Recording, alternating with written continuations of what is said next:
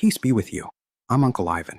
Today is the final lecture in the Creation versus Evolution series, Lecture 8, Summary and the Rational Foundation of Creationism, Integration of Faith, Science, and Truth.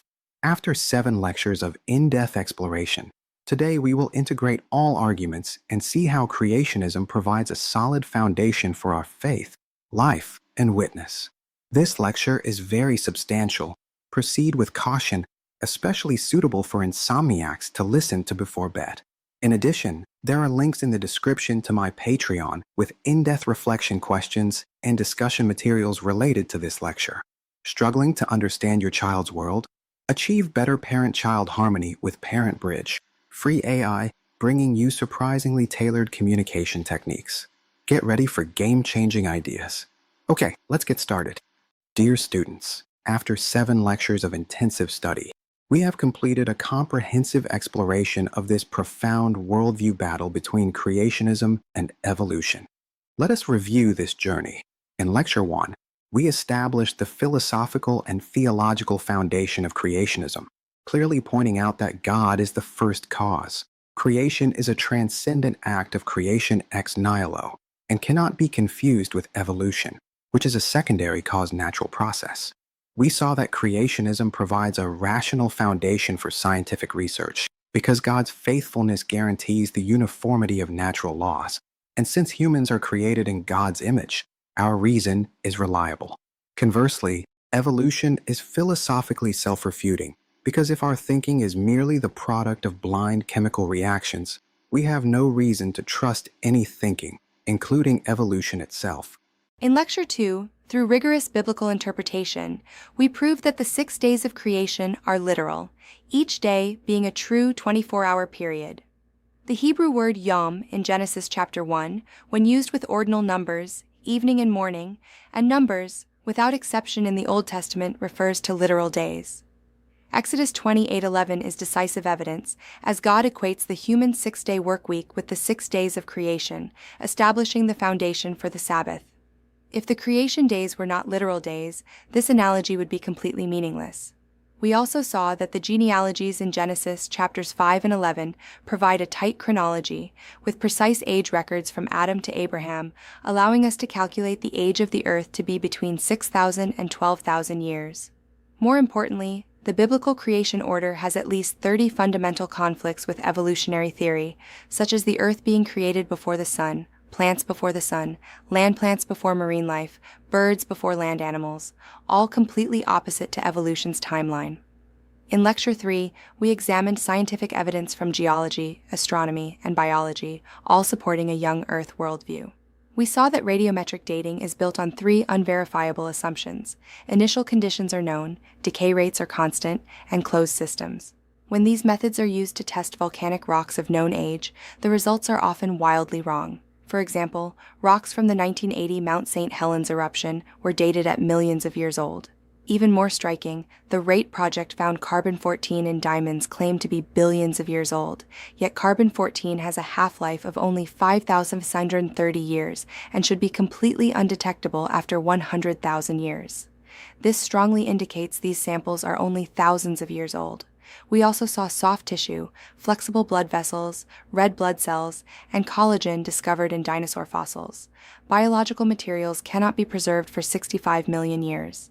Evidence such as the rapid decay of Earth's magnetic field, the moon's recession rate, human population growth patterns, and tightly folded rock layers all point to a young Earth. The Mount St. Helens eruption provided us with a living example, proving that geological layers can form rapidly in hours and canyons can be carved out in days. In Lecture 4, we explored the theological dilemma of death before death, proving that accepting millions of years destroys the foundation of the gospel. The Bible clearly teaches that death is the consequence of sin. Romans 5 verse 12 says, "Sin entered the world through one man, and death through sin." But if we accept evolution or old earth views, we must acknowledge that billions of years of death, disease, suffering, and extinction existed before Adam sinned, because the fossil record is a record of death. This creates irreconcilable theological contradictions. God becomes a cruel designer who uses death as a creative tool. Death is no longer a consequence of sin, but part of the natural order. Genesis 1 verse 31, God saw all that he had made, and it was very good, becomes meaningless, and Christ's redemptive work to reverse death loses its foundation. We saw that theistic evolution is theologically catastrophic. It denies the historical reality of Adam, thereby destroying the entire soteriological argument of Romans 5 and 1 Corinthians 15. Accepting evolution also leads to serious ethical consequences, including the loss of human dignity and the rise of moral relativism. Historically, the eugenics movement, racism, and social Darwinism all have direct connections to evolutionary thought. In Lecture 5, we analyzed evolution's fundamental dilemmas regarding cosmic origins, life origins, and the laws of thermodynamics. Big Bang theory requires us to believe that a disorderly explosion produced a highly ordered universe, violating all our observations of the nature of explosions. The second law of thermodynamics stipulates that in any closed system, entropy always increases. Energy moves from order to disorder. But evolution requires the universe to develop from chaos into highly ordered structures like stars, planets, and life. This is from lower to higher, from disorder to order, violating the natural tendency of the second law of thermodynamics. Evolutionists argue that Earth is an open system receiving solar energy, but energy itself cannot reduce entropy. It also requires energy conversion mechanisms and guiding mechanisms, and these mechanisms themselves are products of highly complex design. Regarding the origin of life, evolution must assume that life naturally arose from non-living matter, but this directly violates the law of biogenesis. Louis Pasteur proved through experiments in the 1860s that life can only come from existing life. The Miller-Urey experiment attempted to simulate the primitive atmosphere to produce amino acids, but produced a mixture harmful to life, and the primitive atmosphere composition assumption was later proven wrong. Even if amino acids could be produced, this is still infinitely far from a living cell. The probability of a simple protein arranging correctly is about 10 to the negative 164th power.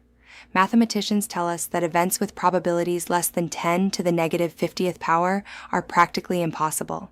We also explored evidence for intelligent design, including the fine-tuning of the universe and irreducible complexity in cells. The fundamental constants of the universe must be set with extreme precision for life to exist. For example, if the gravitational constant deviates by 10 to the negative 40th power, the universe would either immediately collapse or be unable to form stars. The interior of cells is extremely complex, with DNA containing astonishing genetic information that could not have been randomly generated. In Lecture 6, we deeply examined evolutionary mechanisms, the limitations of mutation and natural selection, proving they cannot produce new kinds. Genetic research shows that the vast majority of mutations are harmful or neutral to organisms, with harmful mutations at about 60-70%, neutral mutations at about 25-35%, and beneficial mutations less than 1%. Over 6,000 known human genetic diseases are almost all caused by harmful mutations, such as sickle cell anemia, cystic fibrosis, and Duchenne muscular dystrophy. Even seemingly beneficial mutations are actually trading function for survival advantage in specific environments. For example, sickle cell anemia provides resistance in malaria endemic areas, but at the cost of sacrificing normal hemoglobin function. Bacterial antibiotic resistance usually comes from loss rather than gain of genetic information. This is degeneration, not evolution. The human genome is degenerating rather than evolving, with each generation of humans producing about 50-100 new harmful mutations, and these accumulating mutations lead to declining genome quality. DNA research by creationist geneticists shows that variation patterns in human mitochondrial DNA point to a common ancestor, Eve, about 5,000-10,000 years ago, completely consistent with the biblical time frame. Regarding natural selection, creationists fully accept it as a mechanism for microevolution, explaining variation within kinds like the diversity of dog breeds. B. Young Earth creationism points out that evolution is philosophically self-contradictory. Proverbs 1 verse 7 says, "The fear of the Lord is the beginning of knowledge, but fools despise wisdom and instruction." Scientific research relies on two basic presuppositions.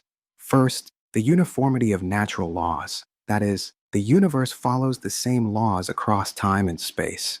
Second, the reliability of human reason. That is, our thinking can understand the universe.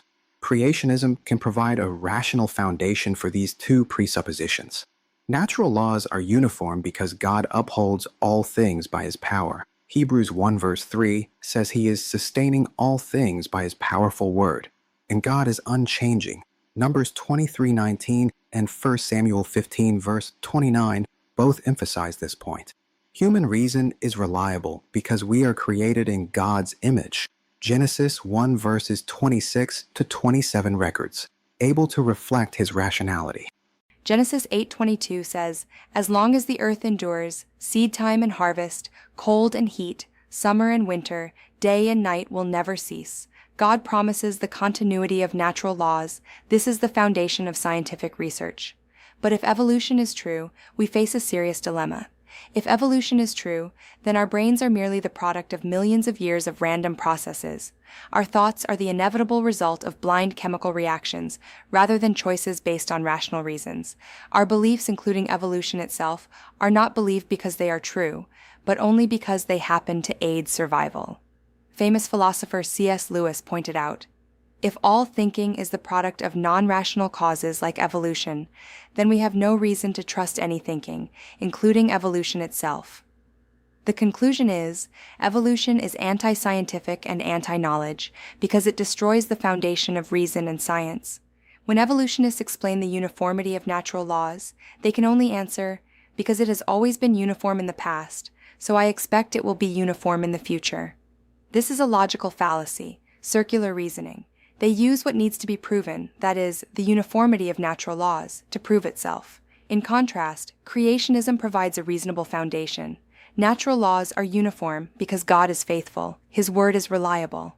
Evolution faces insurmountable scientific challenges at three fundamental starting points.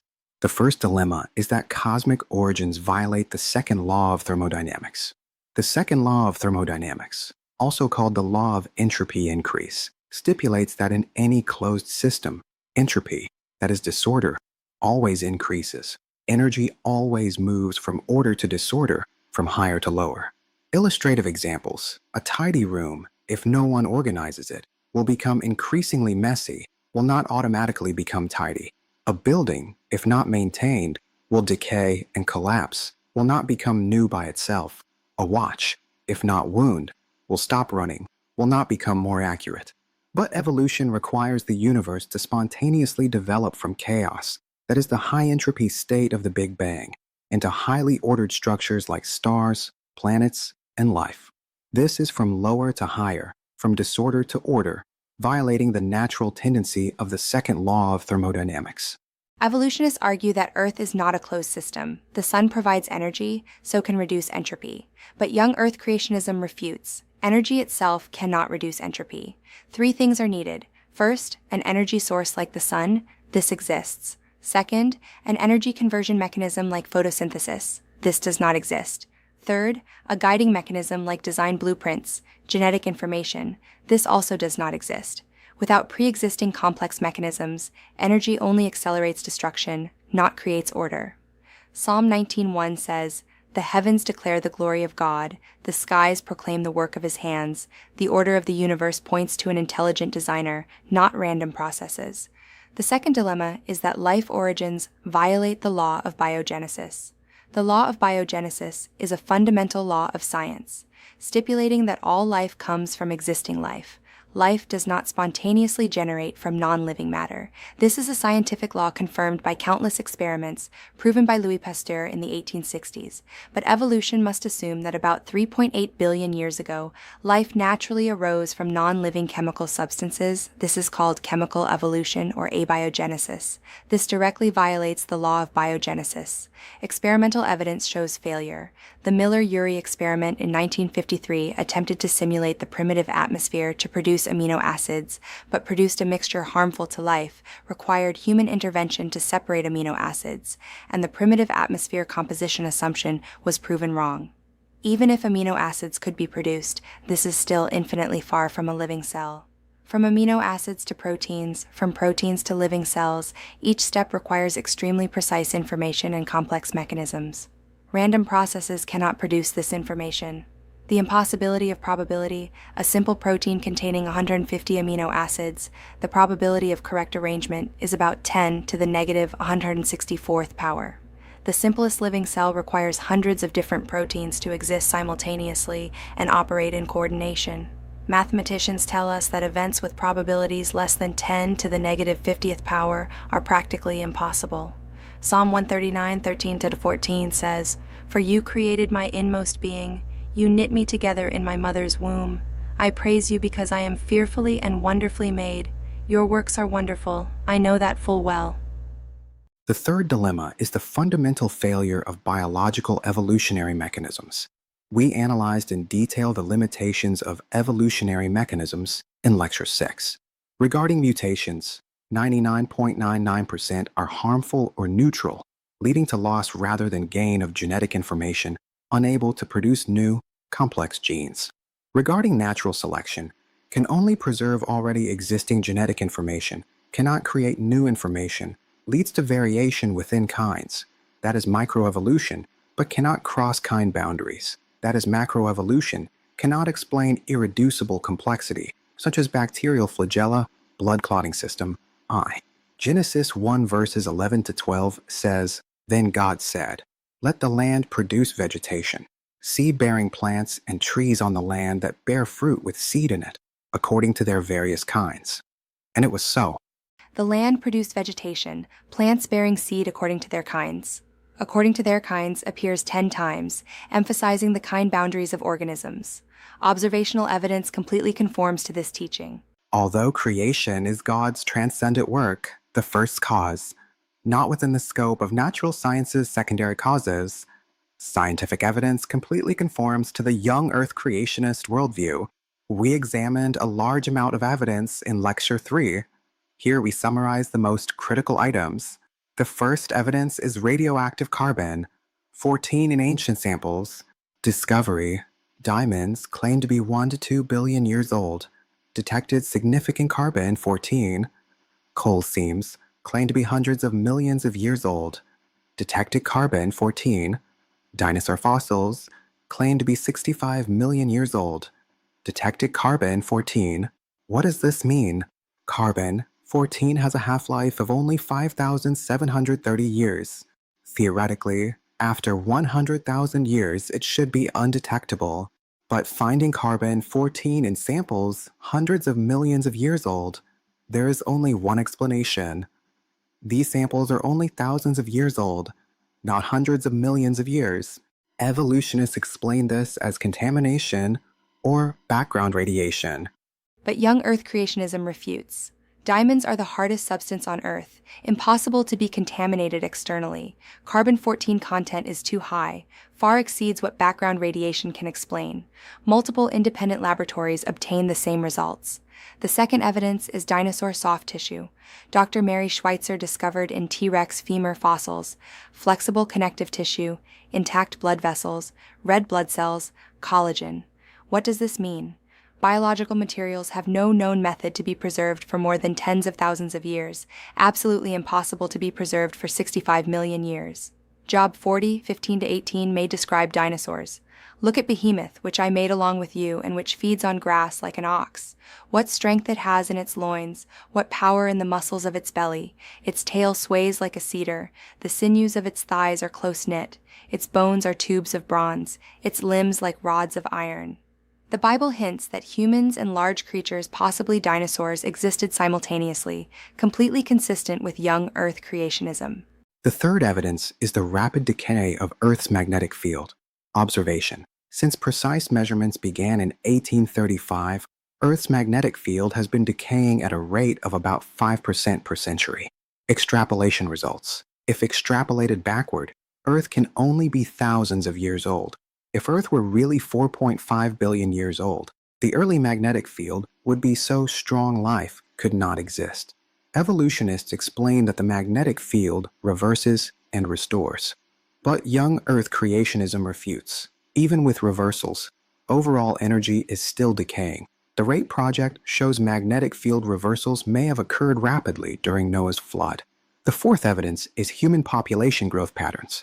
Calculation: if humans really existed for tens of thousands or millions of years, even considering wars, plagues, disasters, population should far exceed the current 8 billion. But if calculated from 8 people about 4,300 years ago after Noah's flood, using historical average growth rate, current population numbers exactly match. Genesis 9:1 says, "Then God blessed Noah and his sons, saying to them, 'Be fruitful and increase in number and fill the earth.'" Biochemist Michael B. proposed the concept of irreducible complexity. Certain biological systems require all components to exist simultaneously to function. Lacking any one completely loses function. Classic case is the bacterial flagellum, containing about 40 different proteins, with a rotary motor drive shaft, propeller structured like a man-made outboard motor, no known evolutionary pathway. Another classic case is the blood clotting system, involving over 20 proteins, must be precisely balanced. Too fast forms blood clots. Too slow leads to bleeding. Lacking any one protein, the system fails. Psalm 139 verse 14 says, "I praise you because I am fearfully and wonderfully made. Your works are wonderful. I know that full well." The fine-tuning of the universe also provides powerful evidence. The fundamental constants of the universe must be set with extreme precision for life to exist. Examples: gravitational constant deviates by 10 to the negative 40th power. The universe either immediately collapses or cannot form stars. Electromagnetic force constant deviates a bit. Atoms cannot combine. Carbon nucleus resonance deviates by 0.4%. There would be no carbon in the universe. Life impossible. This extremely precise fine-tuning rules out the possibility of chance, points to an intelligent designer. Psalm 8:3-4 says, "When I consider your heavens, the work of your fingers, the moon and the stars, which you have set in place, what is mankind that you are mindful of them, human beings that you care for them?" Young Earth creationism is not an optional additional belief, but the foundation of gospel truth. If Adam was not a real historical person, then the entire theological argument of Romans 5 verses 12 to 19 collapses. Sin entered the world through one man. If there was no Adam, where did sin come from? And death through sin. If death existed before sin, this causal relationship is a lie. The trespass of the one man versus the righteous act of the one man. The parallel contrast between Adam and Christ fails. The entire resurrection argument of 1 Corinthians 15 verses 21 to 22 and 45 to 49 also collapses. Death came through a man. If death did not come through one man, Christ's resurrection loses meaning. The first man Adam versus the last Adam. If the first Adam was not a historical person, the last Adam, who is Christ, can also be questioned. 1 Corinthians 15 verse 26 says, "The last enemy to be destroyed is death." Death is an enemy, needs to be destroyed. If God used hundreds of millions of years of death to create, then death is God's tool, not enemy. Christ coming to destroy death has no meaning. The new heaven and new earth, there will be no more death. Revelation 21:4 would be regressing to a creation method God abandoned.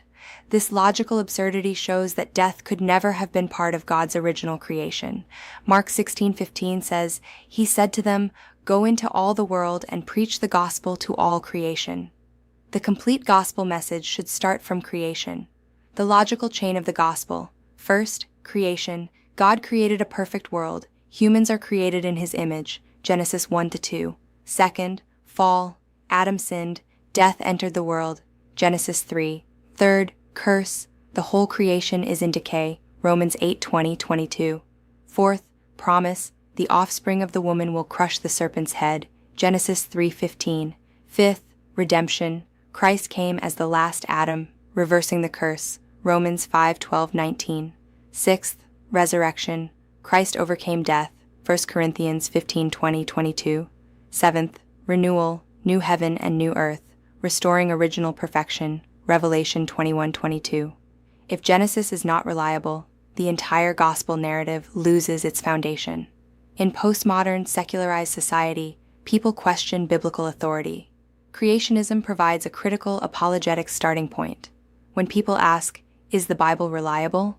we answer, yes. Look at how scientific evidence supports the Bible's descriptions of Earth's age, the Great Flood, rapid fossil formation. If the Bible is accurate on verifiable historical matters, why not trust its teaching on salvation matters? 1 Peter 3:15 says, "But in your hearts revere Christ as Lord. Always be prepared to give an answer to everyone who asks you to give the reason for the hope that you have, but do this with gentleness and respect." 2 Timothy 2 verse 15 says, "Do your best to present yourself to God as one approved, a worker who does not need to be ashamed and who correctly handles the word of truth." Recommended in-depth learning resources include Answers in Genesis website at answersingnesis.org, Institute for Creation Research at IC.org, Creation Ministries International at creation.com. Books include the New Answers book series. To effectively respond to evolution, must understand evolutionary claims, know the weaknesses of its evidence, able to point out logical fallacies. Colossians 2 verse 8 says, "See to it that no one takes you captive through hollow and deceptive philosophy, which depends on human tradition and the elemental spiritual forces of this world rather than on Christ." When facing teachers or professors teaching evolution, 3 strategies can be adopted. Strategy 1 is respect, but no compromise. Show respect for science. Acknowledge the teacher's knowledge and experience, but hold to biblical truth. Strategy 2 is ask good questions, don't confront directly, but ask friendly questions, such as, how does radiometric dating handle the problem of unknown initial conditions? If 99% of mutations are harmful, how can they produce new information needed for evolution? Why are there missing transitional forms in the fossil record? Strategy 3 is cite peer-reviewed research. Use research from mainstream scientific journals, such as Dr. Mary Schweitzer's discovery of dinosaur soft tissue, not just cite creationist websites. In churches, many churches avoid discussing creationism or accept compromise positions like old earth creationism or theistic evolution. Our response should be, gently but firmly share the biblical foundation of young earth creationism position, provide reliable resources to pastors and leaders, organize creationism study groups, invite creationist speakers. Jude 3 says, "Dear friends, although I was very eager to write to you about the salvation we share, I felt compelled to write and urge you to contend for the faith that was once for all entrusted to God's holy people." In public places, the principle is gentle but courageous. Matthew 5:16 says, "In the same way, let your light shine before others, that they may see your good deeds and glorify your Father in heaven." Don't respond to ridicule with arrogance or combativeness. Speak truth in love. Ephesians 4:15. Admit, "I don't know," when encountering difficult problems, but this doesn't mean the whole position is wrong. Witness how creationism has strengthened your faith. Statistics show that about 2/3 of Christian youth leave the faith during college. One of the main reasons being the challenge of evolution. Solutions include teaching the biblical foundation and scientific evidence of creationism from childhood. Don't avoid difficult questions. Provide resources and mentors. Encourage critical thinking rather than blind acceptance. Deuteronomy 6 verses 6 to 7 says, "These commandments that I give you today are to be on your hearts. Impress them on your children. Talk about them when you sit at home and when you walk along the road, when you lie down and when you get up." Help young people see true science does not conflict with the Bible. Science is a tool for exploring God's creation. Many great scientists like Newton, Faraday, Kepler were devout Christians. Colossians 1:16-17 says, "For in him all things were created, things in heaven and on earth, visible and invisible, whether thrones or powers or rulers or authorities. All things have been created through him and for him. He is before all things, and in him all things hold together." Main reasons include several. First is methodological naturalism. Modern science presupposes can only seek natural causes, excluding supernatural explanations. This is a philosophical choice, not scientific necessity. Second is educational indoctrination and peer pressure. The vast majority of scientists were taught evolution from student days. Openly questioning may endanger academic careers. Third is worldview conflict. Accepting young earth creationism means acknowledging biblical authority. This is unacceptable to many scientists who don't believe in God. Fourth is evidence interpretation versus facts. The same evidence can have different interpretations. Evolutionists use uniformitarian framework to interpret. Creationists use catastrophist framework to interpret. Important reminder, many major breakthroughs in scientific history were proposed by those who challenged the mainstream. Heliocentrism was also initially rejected by the mainstream. Truth is not decided by voting. Romans 1:18 says, "The wrath of God is being revealed from heaven against all the godlessness and wickedness of people who suppress the truth by their wickedness." The key is distinguishing between observation and interpretation. Observation is facts. Rock layers exist, fossils exist, radioactive isotope ratios exist, starlight reaches Earth. These are all real observations. But interpretation is theory. Do rock layers need millions of years to form, or can rapidly form in a flood? Do fossils need hundreds of millions of years, or can be quickly buried and fossilized? Have radioactive decay rates always been constant, or could they have accelerated in the past? Has the speed of light always been constant, or could it have been different during creation week? There is also the apparent age problem. Adam, when created, looked like an adult. Trees, when created, already had rings. Starlight, when created, was already en route. Mature creation would have apparent age. 2. Peter 3:3-4 says, "Above all, you must understand that in the last days scoffers will come, scoffing and following their own evil desires. They will say, 'Where is this coming he promised?' Ever since our ancestors died, everything goes on as it has since the beginning of creation." The foundation of salvation, John 3:16 says, "For God so loved the world that he gave his one and only Son, that whoever believes in him shall not perish but have eternal life." Romans 10:9 says, "If you declare with your mouth Jesus is Lord and believe in your heart that God raised him from the dead, you will be saved." Salvation is through faith in Jesus Christ, not through correct understanding of creationism, but compromise has dangers. First, theological inconsistency. Accepting theistic evolution, or old earth creationism, is logically contradictory with biblical teaching. Second, weakening biblical authority. If Genesis is not reliable, why believe other scriptures? Third, shaking gospel foundation. If death is not a consequence of sin, Christ's redemption loses meaning. Fourth, spiritual harm. Many young people leave faith because churches accept evolution. Revelation 3:15-16 says, "I know your deeds, that you are neither cold nor hot. I wish you were either one or the other. So, because you are lukewarm, neither hot nor cold, I am about to spit you out of my mouth."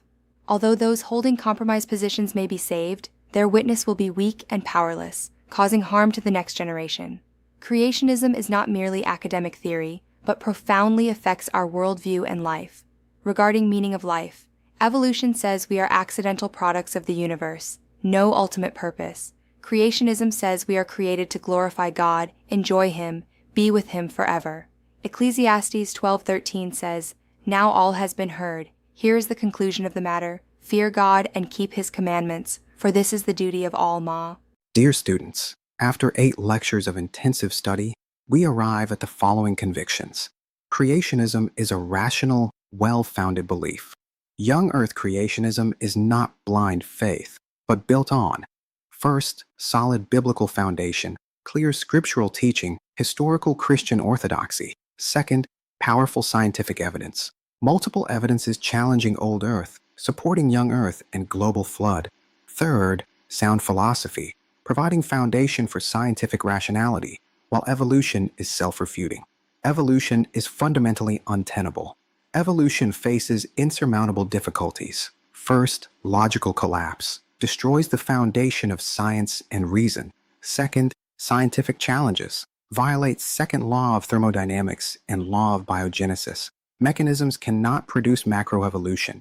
Third, theological disaster, destroys biblical teaching on sin, death, and redemption. Creationism is vital to faith and life. This is not merely academic debate. First, foundation of the gospel. Without Adam's fall, there is no Christ's redemption. Second, authority of the Bible. If Genesis is not reliable, the whole Bible is shaken. Third, meaning of life. We are created with purpose, value, eternal hope. 2 Timothy 1:12 says, "That is why I am suffering as I am. Yet this is no cause for shame, because I know whom I have believed, and am convinced that he is able to guard what I have entrusted to him until that day." What we believe is not abstract theory, but that faithful Creator. He created all things in 6 days. He judged evil with the great flood. He sent His Son to save us. He promises complete restoration in new heaven and new earth. Revelation 21:5-6 says, "He who was seated on the throne said, 'I am making everything new.' Then He said, 'Write this down, for these words are trustworthy and true.' He said to me, 'It is done. I am the Alpha and the Omega, the beginning and the end. To the thirsty, I will give water without cost from the spring of the water of life. May our learning not only strengthen our faith, but also inspire us to witness for truth, proclaim the Lord who created us, redeemed us, and renews all things. Romans 11:33 and 36 say, "Oh, the depth of the riches of the wisdom and knowledge of God! How unsearchable his judgments, and his paths beyond tracing out! For from him and through him and for him are all things. To him be the glory forever. Amen." My channel focuses on topics that churches find difficult to explore in depth, or subjects that are complex, dry, yet extremely important. Fellowship groups and Sunday schools are very welcome to use these videos. If you need any special topics, feel free to let me know. I can also provide some training support. Regarding some frequently asked questions and reflections, there are links in the description to my Patreon member area for your reference and deeper understanding. If you'd like to learn more about today's information or other content, please leave a comment below. Thank you for your support. Please subscribe, turn on notifications, and share to keep this channel going. You can also visit my Patreon to learn more. Let's know God, think about faith, and live out Christ together.